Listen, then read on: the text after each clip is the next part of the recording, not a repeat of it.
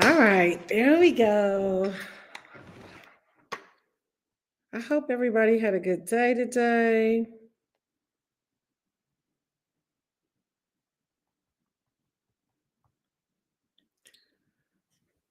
All right, let's get into it. Got some coffee. It's mushroom coffee. It's like my new fave. All right, hey, how are you? Welcome, welcome, welcome. Definitely go ahead and share this feed. It's going to be a great live, very informative, and hopefully put you on a path to really get ready to scale. Can you believe we are like already, Trina, we're about to wind up the first half of 2025. I pray that your 2025, regardless of challenges that may come, because this is all a part of it, right? But I pray that you are really tracking and seeing the results that you dreamed about. And I just pray that you're going all in on your dreams, that you just recommitting to go all in, recommitting to obsess, recommitting to win, to dominate, to advance, to take over, because I know that that is God's absolute plan for your life. And that plan is a good plan. It's a plan of increase. It's a plan of abundance. It's a plan of expansion. It's a plan of growth. We are definitely in a hyper growth season where if you want to grow in 2025, you absolutely can. Now, a lot of times people are looking to grow where they used to grow, right? In traditional settings, traditional models. And honestly, a lot of those traditional models are not producing the way that they did years ago. You know, years ago, if you had high school diploma, bachelor's, master's, PhD, you were like set. But now you have so many people that have those things and are still trying to figure it out. So we're going to have a conversation tonight that I know is going to really help to position you to win and accelerate your growth. So I'm going to go ahead and start with prayer. Father, we thank you. We bless you. We honor you, God. Thank you so much for your presence. Thank you for 2025, God. Thank you, Lord, for the first half of this year. Thank you for all the growth, all the edits, all the adjustments, all the advancements. Thank you for the challenges. Lord, I thank you, Lord, for every person right now that can hear me. I pray, Lord, that the blessing of the Lord rests upon them and make them rich and add no sorrow to it. I release right now supernatural deals, assets, titles, deeds, tax liens, foreclosures, short sales. God, I pray now, God, that you would bless all that they put their hands to in Jesus' name. God, I thank you, Lord, for bringing in all the resources, all the lending, all the credit, everything that they need to experience supernatural success. Now, God, we thank you that you are the God of the breakthrough. You are the God of abundance. You are the God of more than enough. And I thank you, Lord, that even as we finish out this month of May, the first half of 2025, that it would go over and beyond what we dreamed or imagined. And I pray now, God, your blessing to rest upon the second half of 2025. Let it supersede all of our dreams. Let it supersede all of our desires. Let it supersede all of our goals, God. And I call us blessed in Jesus' name. Amen. All right. If you don't mind, just text in the comments what city you are tuning in from and what your name is. I want to know who's on here tonight. Who is on here tonight? Where are you chiming in from, Hunty? Where are you coming from? I want to see. I want to see. Go ahead and put your city in here. Go ahead and put your city in here. And let's see who we talking to tonight. So first, as I get ready to get started, I want to mention to you, first of all, that, we're in a very rapidly changing world right now. And I want to encourage you to not let it overwhelm you. You know, a lot of you, if you follow me, you see that I've been talking about AI, artificial intelligence, or I'm going to say alpha's interpretation, because I believe that the AI is really God's plan, and it was used and designed to advance man and to bring us into greater, faster, quicker. You can get up-to-date analysis immediately. You can research any industry, any field, anything from food to science to art to real estate to investing to ministry. You can build curriculums, books, I mean, the gamut. It'll help you plan family vacays, come up with therapy protocols for mental therapists. You know, you can tell it, hey, I'm, you know, treating a 36-year-old white male with 2 children with this zip code, this median income. He went through a divorce. He's dealing with depression. We don't want to use traditional medicine. What are some of the supplements and treatment protocol that you would recommend? And it'll give it to him just like that. Or it could be a physician. Hey, I'm dealing with this kind of skin irritation. I'm thinking it's psoriasis, but it could be eczema. Is there something over the counter or even a natural supplement? I mean, literally, the gamut of what you can ask AI is extensive, and it just goes on and on and on and on and on. And so this literally, and I really want to encourage you, no matter what industry you're in, I really want to encourage you to get involved with AI. Now, I'm going to share, I'm going to show you just a couple things that I want you to take a couple look at. And then, Marlisha, are you on here, girl?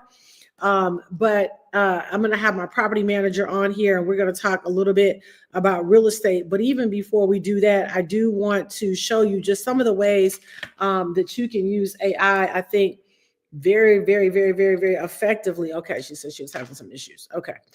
So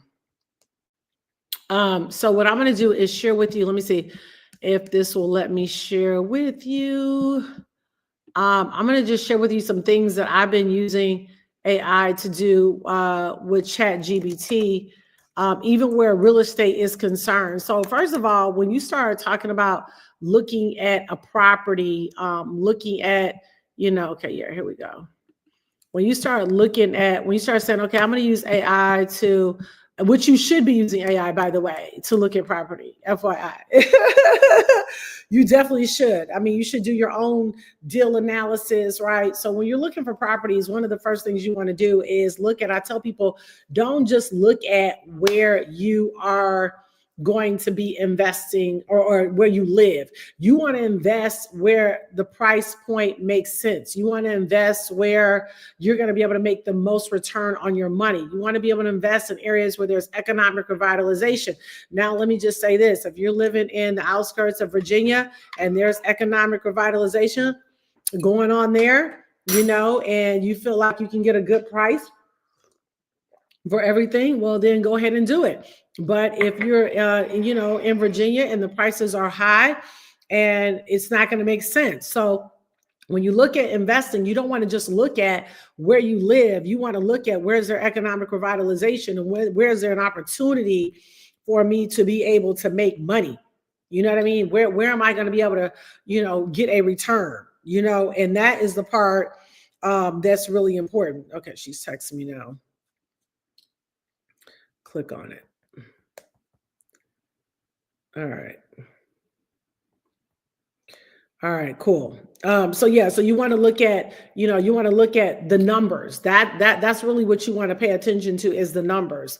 And so what I'm going to do is kind of show you how I use ChatGPT. So for example, I was looking at, how I use AI here.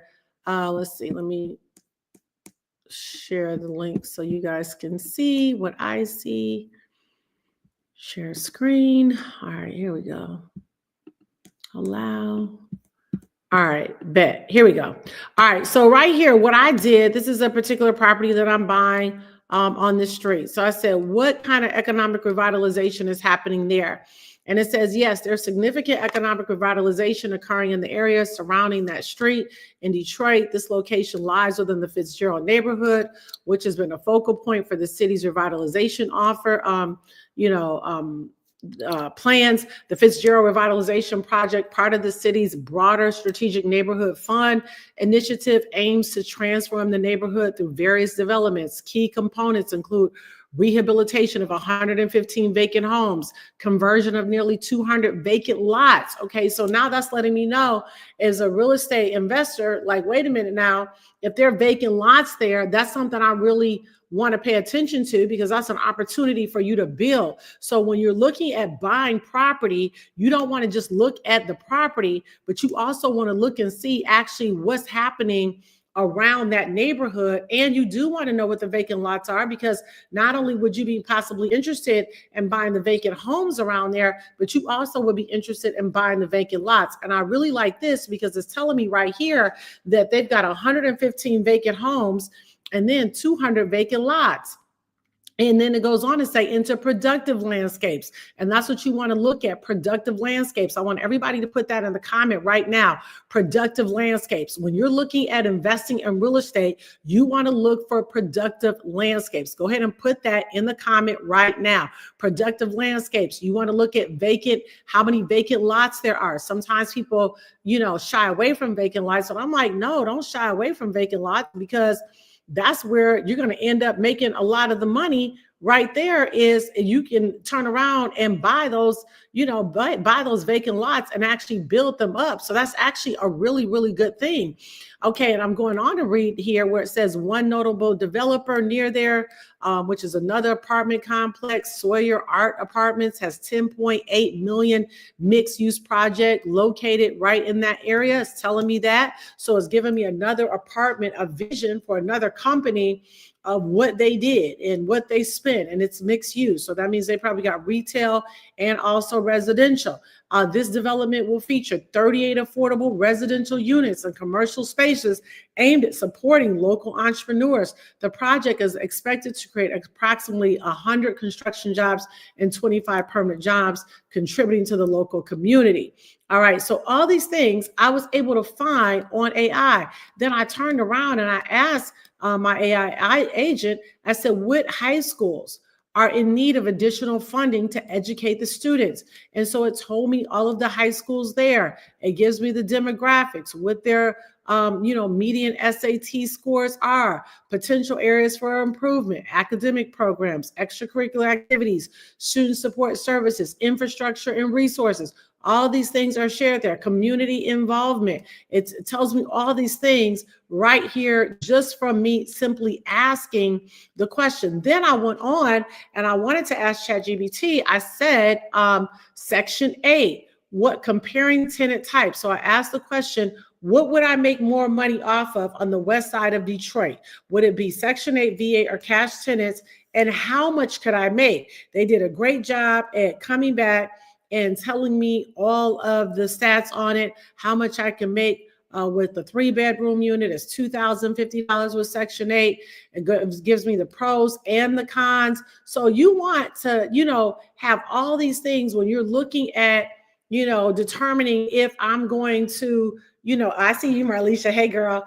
I use all these things to determine, is this going to be a good deal for me? Is this going to be a good deal? So yeah, you're going to use your realtor, Leslie, but then you're also going to use, your AI agent. Then you're going to use your real estate broker. When you're doing a deal, you always want to get a couple pair of eyes on the situation. You never just want to say, this person said it's a good deal, or I think it's a good deal. I consider myself to be a savvy investor, but I'm still very much a student. I'm always learning. I'm always asking questions. And so you want to make sure, hey, Sushi, you want to make sure that you stay in student mode and that you get several pairs of eyes on the situation to help you determine if this is really indeed a really good deal. Now, what I want to look at tonight really quickly, and I'm going to bring you on in just a minute, Marlisha. But I want us to look at one of the things that I do when I look at a property. So now this is a property, and I'm going to share this with you guys as well so you can see my screen. But this is a property right now for sale. It is a 4-unit. Okay, it's a 4-unit, and it's on 2863 Sturtevant, Detroit. Okay, so one of the first things that I do is I'm going to pull up the Google Pics because I want to be able to see the street. I want to take a look at it. And so let me come and share my screen so you guys can see what I see. All right. So, all right, here we go. All right, bet. So this is 2683 Sturtevant. This is actually a 4-door. Okay. This is in an area where there's a lot of revitalization happening, but it's also one of those areas like Dexter Linwood where it could be like, okay, yeah, this is a good block or not so much, right? So the first thing I want to do is I want to look at the property. I did get an opportunity to look at pictures. This property is available if somebody's on here who's like, ooh, I would love to get a 4-unit. One of the things I like about this 4-unit is that 3 of the units are already being rented. It's already cash flowing. Okay. So somebody put that in the comments right now, cash flowing, right? I actually love multifamilies that are already cash flowing. I love them for myself. And then I also love them for my the investors in the community. All right. So this is the 4-unit right here. So you can see it looks like there's a vacant lot here, a vacant lot there, or this lot could be owned by that property, but that would be something that we would find out, because if there are lots around it where some people don't like lots around it don't really bother me. That doesn't really bother me, because I'm like, let's buy them. If they're available, let's buy the thing. Okay. I'm trying to get this thing to move, but all right, so let's see if it'll move now. There we go. All right, so now what I want to do is just kind of take a look at the street. Y'all can see it. Don't want me to be great, child. Let me see. All right, here we go. All right, so this is kind of, oh, okay, so this is cool. So this is an investor. I actually know this guy. He makes all his stuff black. It really just stands out, right? I'm still debating if I like it or not, but I don't know. It's on one end, it looks kind of cool, but another end, I don't like dark stuff. So I would probably paint mine gray, but nonetheless, it looks kind of good. And he rehabbed it, right? So this is good, because these are things to let you know that, oh, there's an investor over here. He put a lot of money into this property. He does really, really great work. Everybody knows who he is. Well, not everybody, but I know he is, because all of his stuff is totally black. So when I see it, I know, I was like, oh, I know who that is. Okay. But this is good, because he found this block to be valuable. So he invested here. So these are things. And then I could go and I could look and see, well, how much did he spend for his property? I also see right here that there's a vacant lot right here. So if I was him, I would have bought this lot, right? Because what happens is when you buy a lot, when you buy a property, the lot very next to wherever the lots are, you usually can buy those from the land bank if it's owned by the land bank for $100, $200. All right. So this property right here doesn't really look that well taken care of at all, but who knows? It might end up coming up for sale, and depending on the numbers, it could possibly make sense, right? So, that's just something to kind of consider. Now, right here. So other than that, I mean, this block, I would say, looks pretty good, right? It looks pretty good. Only one I would have a little bit of concern with is maybe this one right here. Now, we don't know for sure. The last time these pictures were updated was November 2024. Things could have always happened. And so you want to make sure you have somebody go by there and take a look at that. There's one other one I want us to take a look at that is for sale right now that I really like.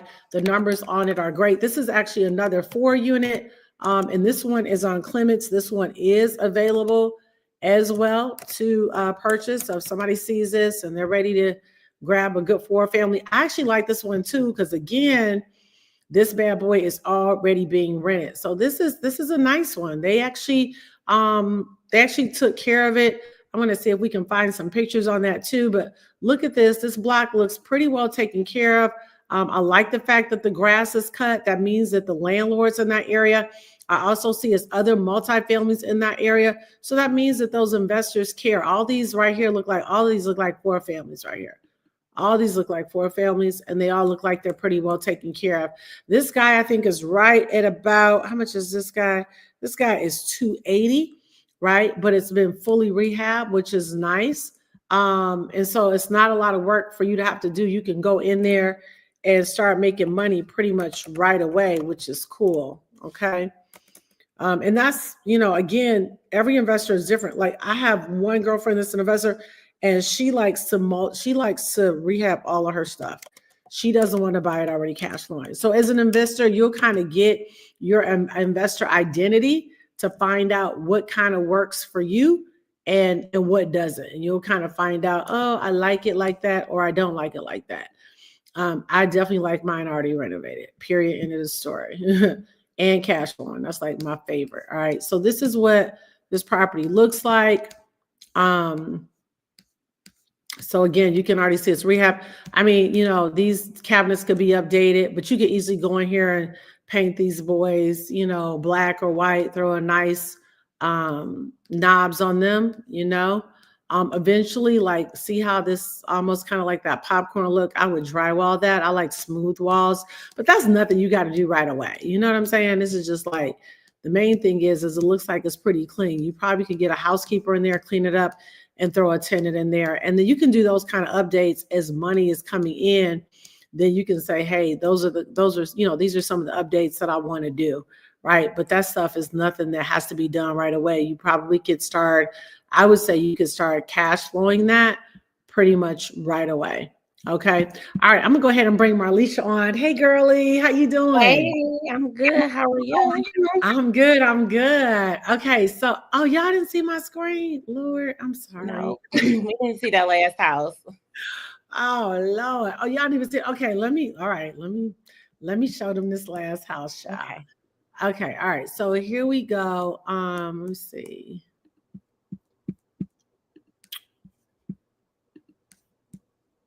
All right, here we go. So this is Clements. Okay. This is Clements. And this guy right now, actually, we can get it for like 275, which is great. I honestly think it would probably appraise. You might be able to get that boy to appraise for like 450. The more it appraise for, the more equity. But I like it. You can see new windows is on here. See this? Looks like egress windows are in the basement, but these all windows all look brand new, which is great. Roof looks fairly new as well. That's a big plus. You can see they still got the stickers on the window. Looks like they just finished probably a pretty decent rehab. Like these cabinets are old, but you could paint these. I painted cabinets like white. I painted them black, and thrown some nice, you know, gold handles on their hardware. Having our hardware is nice. This was cool. They did some extra little crown molding right there. Honestly, when I do mine, I just like it to be all one color. So it looks like they maybe did some, whatever this color is, I don't know, cream or something. But I like to just do all white and then maybe black trim. Looks best, I think. Now this ceiling has got that little ugly popcorn, so I hate that popcorn. So I would have them drywall that, but that's aesthetic stuff. That's like nothing that you could literally put a tenant in there and start right away. I love this investor actually put a little bit of money in it. I like to see when I see this kind of stuff, don't you, Marlisha? Because it lets you know that they weren't just trying to be so cheap, you know? Yeah, they actually did the work. Yeah, they actually did the work, cared about the property. And especially in the roof. You know, when it comes down to like that roof and those windows, that's important too. Yep, that's real important, isn't it? Yeah.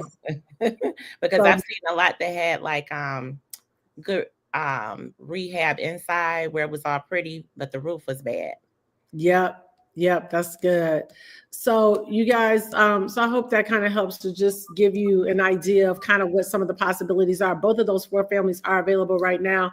I'm excited, Marlisha, you were able to get on here. Marlisha is a property manager and real estate broker in the city of Detroit, and just aggressive about her business. Like, I love it. She be Johnny on it, like handling her business, answers the phone, responds, all the things that I think are really, really important when you decide to start building your team. So first, Marlisha, tell us a little bit about how long have you been in the real estate game?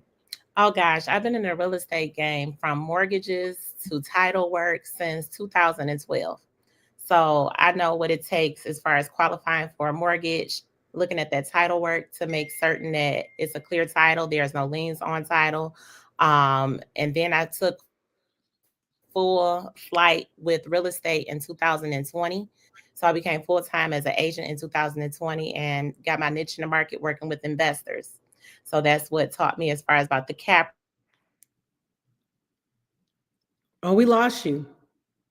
Did you hit a button? We lost your sound. Somebody tried to call you. Somebody might have tried to call her. Did somebody try to call you?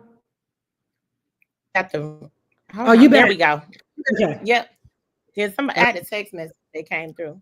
Okay. But since 2012, so well-rounded in the whole real estate industry, made a lot of connections in the real estate industry. So I am your go-to girl. I decided to get my broker's license last year so that way I can develop a property management company and work more with investors because I learn from investors. And Drew, like you said, always a student. So I'm always a student. I'm honored to be here with you today, sitting on your platform. Absolutely, absolutely. So I'm excited to have you and just love your aggression and your heart for it. What you were doing, you were just a real estate agent and then you started working with investors. And I know you told me earlier, you're like, I just love working with investors. What was the thing that made you just like really love it? Because I know I really love it. I love the deal. I love the negotiation. I love all the things. But what was the thing that made you say, oh, I just really love working with investors? Because investors are aggressive, I'm aggressive, and you got to have thick skin in real estate. I love my first time home buyers, I do, but I have to be sensitive. And we know I do. We got to be real sensitive with first time home buyers, and I get it, but time is of the essence. Listen, in real estate, if you think wrong, and that house will be gone. So it's like, okay, is this good? Do the numbers make sense? Do the area make sense? I want to move on it. Is yes or no? It's black and white, always about the numbers. And I'm that type of person. So, like you said, I'm answering the calls. Hey, we negotiating something. Those numbers don't work. Fine, let's go find something else. I'm gonna always send you properties. I'm gonna always call the other agents. Other agents that don't answer the phone, I don't understand how they work like that. But my phone is always in my hand. Girl, that's the part. That's the part. Like, how are you not answering your phone out here in 2025? Help me Right. with that. Help me out with that. Help me out with that. Yeah. So you just love the aggression. So one of the things that I've seen in the city of Detroit, and obviously, everybody is probably on here from everywhere, all over the country, possibly some other places and nations. But one of the things that I'm excited about that I see happening in the city of Detroit is the opportunity to really build a strong real estate portfolio I think it's pretty mind blowing. I think we have very low entry rates to get involved, where if you look at, I live mostly in Murfreesboro, Tennessee. And if I want a duplex here, I'm looking at not even a nice duplex. I'm looking at $300,000. Really? Yeah. And the rent is $1,500 and $1,500. Okay. So it's going to be just enough to be able to pay for the mortgage, property taxes, and insurance, if that. I can do a duplex in the city of Detroit for, a decent one between $100,000 and $150,000, right? So my price point is going to be a lot less to get involved in the city like Detroit versus trying to do it here just because I live here. You have a lot of investors that you work with, and you've got quite a few out of the country and that live in different parts of the nation, right? Yes, I do. One of my investors, she lives in Virginia. So her price point, she told me she has a single family home that she rents out that she purchased down there for like 200,000, and she rents it out for about 2,000. So she's right at a 10%, maybe 8% cap rate when she pays everything out, So she's not even profiting much off of that. I have investors out of California, so we know what that California market looks like. They've just stepped over here and purchased a single family home for 95,000. We're closing on it. It's on Edinburgh. 95,000, 3-bedroom, 1 bath. Is getting $1,400 a month in Section 8 rent. His mortgage, after down payment, his mortgage is going to be $76,000. So a $76,000 mortgage loan amount, generating $1,400 a month in income. Yeah, that's sweet. So his mortgage is probably going to be like 650. Yeah, 650. Yeah, max 8. Around there, right? So his cap rate is phenomenal. Yeah. Right. Yes. So that's the thing that I want people to understand. When you look at investing, you don't just look at, I'm doing it, at home where I live. You do it where the entry rate is really low. Now, you're born and raised in Detroit? Born and raised, yes. I'm from the east side. I'm from the east side. I'm the west side girl. I'm west side. I moved to the west side, and I love the west side. Yes. So it's amazing to me, all of the revitalization that's happening in the city. I think that in the next 5 years, people, if they're not already in, the price is going to be up there. It's going to be like Jersey, Florida, Cali, some of the other places that we're seeing. I don't think we have years and years and years to do it. I feel like if you're going to invest, if you ever wanted to invest, now is the time to do it, because you got to do it. Like, I got some girlfriends that have been investing in Jersey since 2012. They called me and said, Jewel, like, we're not investing in Jersey anymore. Like, this is, it's just, it's, we're priced out. It doesn't make sense anymore.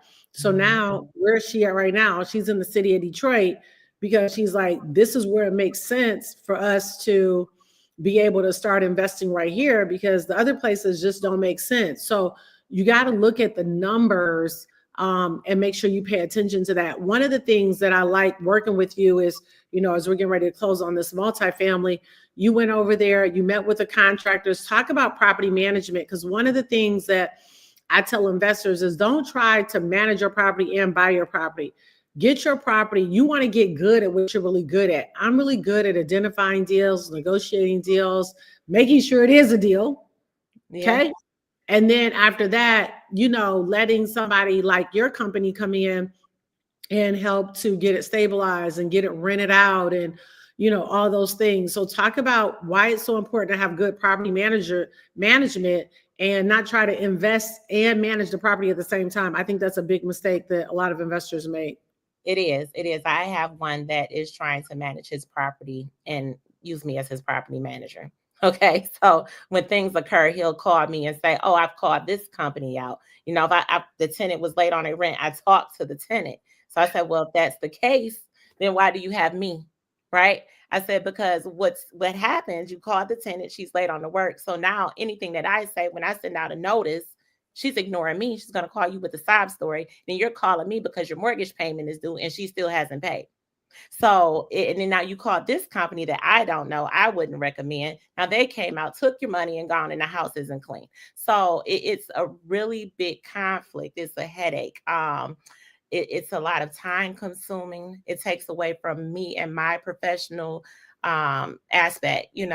Hey, I may not know everything. If you say, hey, I looked into this company, I want to use them. Yeah, I'm going to interview them. I'm going to interview the contractors as well. I'm going to follow up and follow through. You cannot be in two places at one time. So no, you cannot manage your properties unless you just want a property that's just going to sit and collect dust and get broken into. Perfect. Because I ran into that situation where people called me to clean up because they were in Europe. They hired a property management company. That company ran off with their money. Tenants moved out. Now they have all of these properties that are just sitting here unoccupied.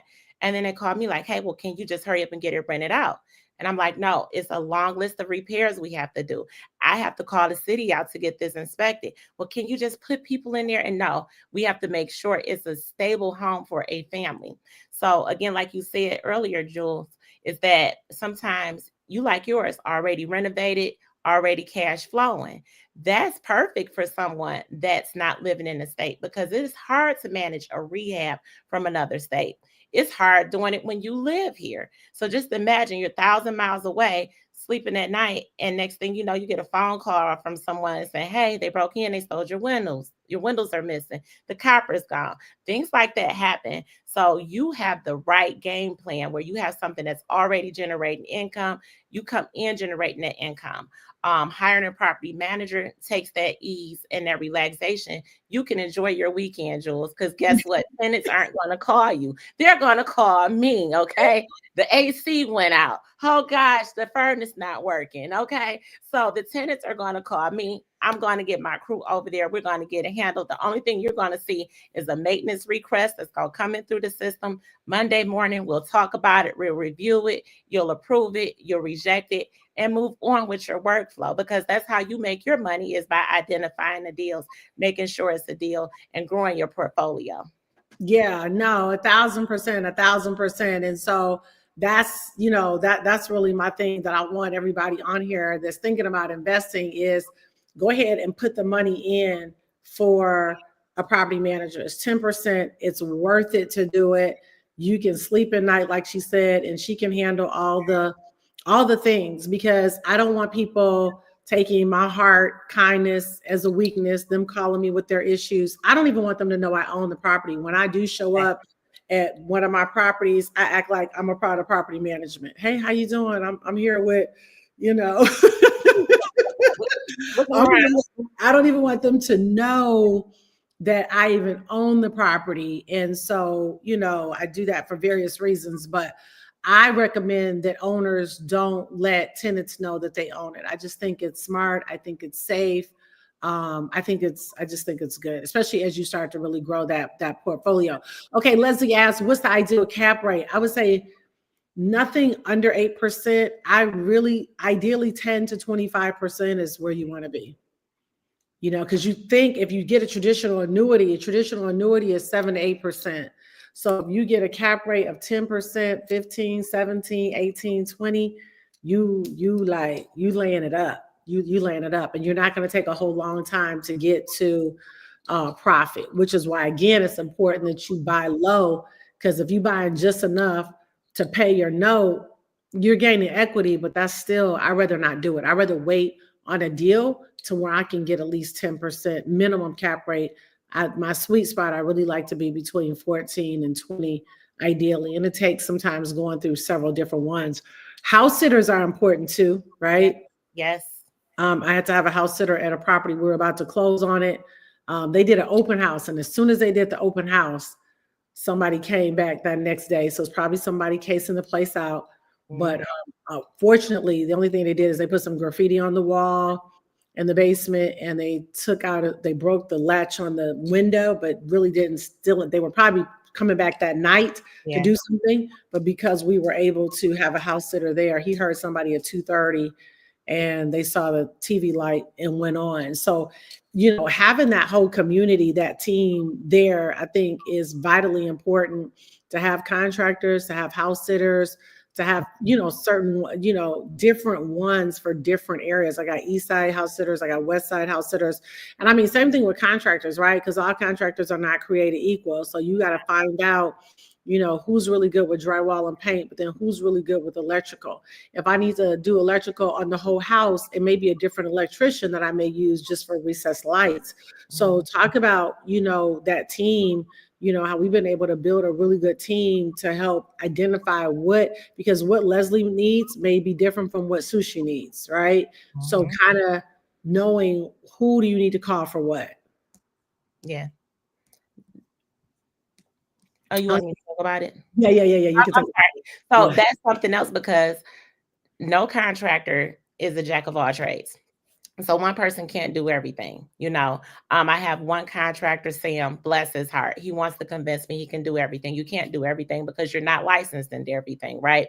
And that's where property management comes in, because we have to identify those. When it comes down to electric, plumbing, HVAC work, we only hire licensed and insured contractors for that, because God forbid something goes wrong.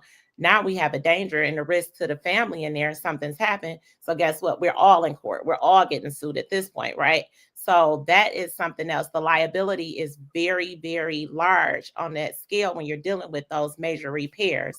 Also having a trustworthy contractor, because believe it or not, contractors get mad and they will come back. Those break-ins, 90% of the time it's a contractor that came back. That's why the neighbors never call the police. So that's another reason why it's good to have a property manager. As soon as you close on the home, I'm out there. Hey neighbor, I'm Marlisha. Here's my car. My client owns this property. This is my car. It'll be the gray Lexus you'll see. My contractor drives this kind of car. These are the only two cars. Neighbors say, yeah, I got the Ring cam right here.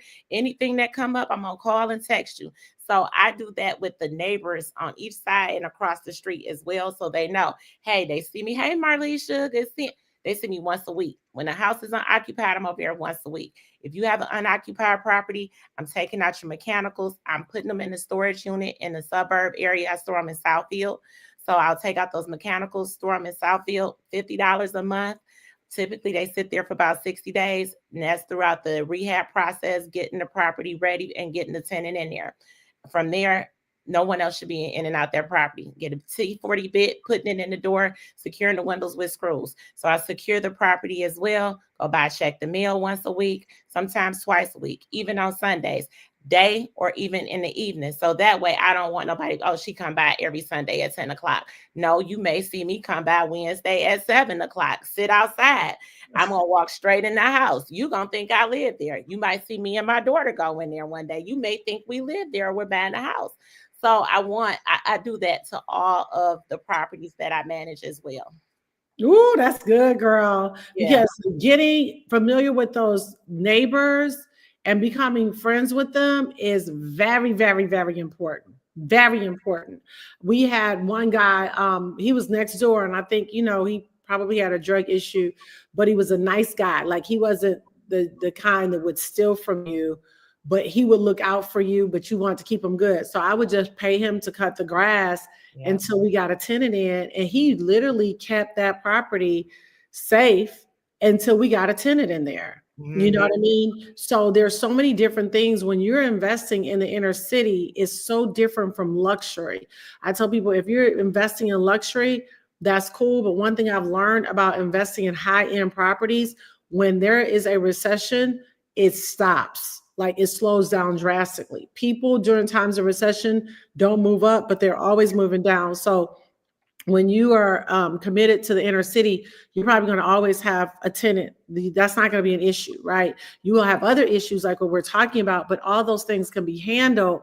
But again, this is why you come into the community, so you get the support, rather to know if we got to put a house sitter in there, knowing what contractor we need to use, checking up on contractors, watching timelines, and then even what are some of the things before you get ready to hire a tenant? Because of course you deal with Section 8, you deal with VA, and you deal with cash. Do you have a favorite that you like to deal with there?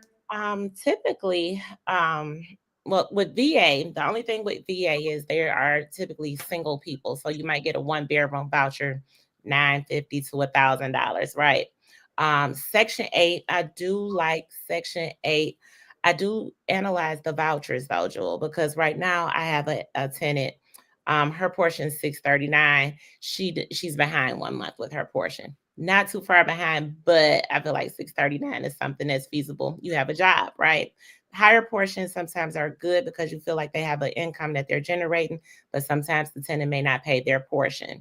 Cash tenants, I go through an extreme process when it comes down to moving them in. I typically like to have cash tenants with a 620 credit score minimum. They have to make the 3 times the month rent, following up with their references. I even look at their social media. I'm not gonna lie. I'll call you, Jewel, and say, hey, you got time to review this tenant's social media, look at their Facebook. We'll spend 15 minutes on their Facebook, go on their IG, everything. So I'm really good with that. I'll pull them up on the MDOC, Michigan Departments of Corrections, make sure they don't have any felonies. So I'm really thorough about that.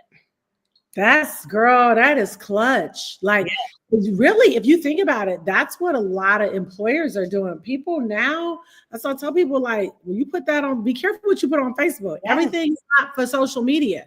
I tell people, if you're gonna do certain things, that's not attractive, because people are deciding if they want to align with that brand. So whatever it is that you're doing on there, make sure that whatever your industry is, that it's not going to impact the validity and the credibility of who you are as a person. Everything that you do privately is not for the public. And as you show, right, I'm so glad I hadn't thought about that, but you're right. Yeah, let's look at that social media. And they go for contractors too, because what I've learned is that on those investment groups on Facebook, they'll blast some contractors out there that they did a terrible job or ran off with the money. Don't use this person. So I'm always into the Facebook Detroit real estate investors groups and everything, paying attention to what's going on in there. That is a really, really good point. So I want to encourage you guys, listen, we're about to wrap up the first half of 2025. This is a time to take action, and there's no reason why you can't commit to say, hey, I'm gonna do 10 doors between now and the end of the year. We could do maybe 3 duplexes and a 4. The inventory is there. The support is there. And so when you join the community, we're going to help you find the off-market property. We're going to help analyze the numbers, make sure it's a good deal. We've got a phenomenal credit team to do a free credit analysis, to look at your credit, to see if you got hard inquiries or what's on there stopping you from being 680 and above. We're going to help you get business lines of credit, business credit cards that you can use for your down payment and credit cards. We've got contractors to help you get the property in shape if it needs to be. And then we've got people like Marlisha's company that will come in and help you get good quality tenants in those places. Okay, so real quick, so the multifamily that you're about to close for me, you have in your mind an idea of what you would want, what kind of tenants? I'm just curious that you would want to put in there. Would you want to do, what are you thinking? I'm thinking maybe like a couple. Just from what I observed and overheard, it seemed like it's a family. Like I heard a girl and a guy, right? So I would do a couple. Once I meet the tenants, the ones that are living there, then I can get like a bigger gauge, because one thing's for certain, I want to make sure like if there's children upstairs, that's one thing I need to know. Like, okay, will I move a single person downstairs, right? Because single people may not want to hear children upstairs, right? So once I actually meet the tenants and get to know them, then I can gauge a little bit better. But I overheard some conversations. It sounded like it was a guy and a girl having a conversation. One girl was on the phone in another unit where she was talking. So once I meet them, then I can kind of gauge where I really want to ideal and target it at. That's good. Good job. Okay, Tyson said, what is your price for property management? So talk about that and what you require from the landlords. Okay, what I do require from the landlord is a year contract. So we do a year contract. It's a retainer fee of $250 per door upfront, and then 10% of the monthly rent once it's occupied. If it's not occupied, I charge $100 per month for unoccupied properties. And any rehab and maintenance, anything over $500, I charge 10% for that. So that's the basics, but you do have to make sure you carry your insurance on your properties. When it comes down to the payment, I like for the payments to go to my landlords. If we have any tenants that do make a payment through the system, as soon as it comes in, I'm pushing it back out. So like I had a payment that cleared today, I sent it right back out. So you'll get the emails like, hey, you got a payment on the way. So okay, 3 days, the payment gonna hit my bank account. Because I don't like to hold anybody's money. It keep my books clean. So I don't have a distribution day where I'm sitting down distributing assets out all day. As soon as the tenant pay and it come in, I'm pushing it right back out as soon as it hit my bank account. And reserves, I do require a reserve account of $500 per unit, and that's for any emergencies that may happen during a week. You're on vacation or late at night where something happened, an emergency, toilet backed up or something backed up. We got to call out the maintenance guy to come out. Anything over 500, I'll ask you for your approval on it, and then we review it. Tenants, again, all tenants are responsible for anything that's $150 and under. So if their kids put something down the toilet, they got to pay for it. Stopped up sink from the hair, they have to pay for it. Let me tell you something. You told me you did that. I said, oh, girl, yes. Because sometimes it's like they calling about this toilet, and I'm like, nah, bruh, what's going on here? Or women with the sanitary napkins and the tampons. It's like, come on. You got to be. But when you put those things in place in the beginning, it really, really, really, I think it really makes a big difference. And then, of course, the landscape, keeping that. Yes. So you have a landscaper that you have go cut the grass every week and make sure there's no trash around the property. Yes, I do. I got a quote for your multifamily too. He gave me $65. Oh, okay. Yeah, that's good. I'm gonna have one other person look at it. But yeah, that stuff is important. That stuff is important. How you keep the property, it really sets up for the rest of the neighborhood when they start seeing, oh, they care about that property. Yeah. Oh, I see when they moved in that care, and even with your tenants. So now we'll find out when everybody's lease is up, but when that lease gets ready to renew, I'll have no problem with saying, hey, let's raise the rent a little bit because they see improvements happening on the property. We care about the property. Exactly. And so that's the other thing that I think is really, really important. As for a landlord, same thing, for you to be like, okay, I'm going to make sure these things are happening. So when it's time for that 1-year lease up and you increase that rent, you can do it and have a clear conscience because you have added value since you bought that property, right? So that's really, really important. And I think it's important to know that, when you come into the world of real estate, don't be a slumlord. And I'm not saying you got to spend a lot of money, because I'm gonna tell you right now, I like to spend as the rent comes in. Yeah. Okay. Like, okay, we're going to do that this month. Okay, we're going to do this month. And then we got to check to see if the ring bell's working and if the cameras are working. Want to make sure there are floodlights around the property, things like that really add value and add security to your tenant. So when it's time to raise the rents, they don't mind doing it because they're like, man, they make sure I feel safe. I had one of my apartment buildings, the tenant called and said that they didn't feel quite safe because we put another lock on one of the doors. The next day I had somebody do it. You know what I mean? Like, that's no problem. Absolutely. Because I want you to feel safe. Another time somebody called and said, hey, the steps are a little wobbly. In 2 days, those steps were replaced. So just remember that the blessing comes with a responsibility. You're not going to just get it and not care about the property. I don't care if you're doing a buy and flip or buy and hold. The first thing you need to do is cut the grass to establish presence. I'm here. I care about it. Marlisha, listen, I'm excited to work with you and build. You guys, if you want to join the community, get on Acetified Now, acetifiednow.com. We have monthly meetings every single month. Our next meeting is going to be June 28th in the city of Detroit at Impact Network on Grand River.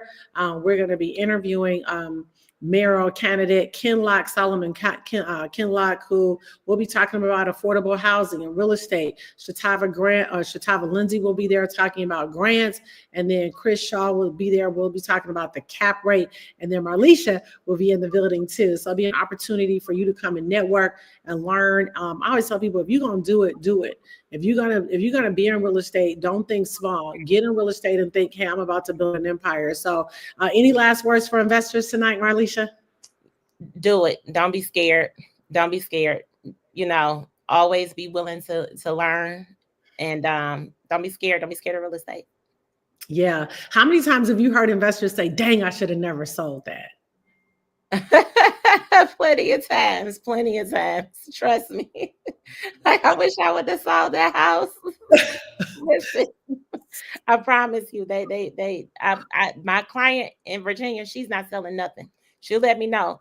She bought 2 houses for $85,000 a piece. She's like, oh, it says right here they would appraise at $130,000. I said, yep, keep them. And yeah, every month. And guess what? Rent keeps going up as long as she's maintaining that property. Yeah, indeed. Yeah. So it sometimes it's a sacrifice at times, depending on where you're at in the process. But after it's all said and done, when you get that 1099 from your property management company, you're going to be like, oh, yeah. Eventually, your income, whatever you need in income, is what we want to help you get to, a rental income and even beyond. So again, if you're excited about joining the community, get on acetifiednow.com. Also, you can text wealth to 615. Let me put this up here real quick. Text wealth to 615-802-7530. Here we go. Let me see. All right. Yeah. Text wealth to 615-802-7530. Okay. Text that. And again, 615-802-7530. Marlisha, thanks so much for joining tonight. Thanks everybody for joining. Y'all have a good night. Bye-bye.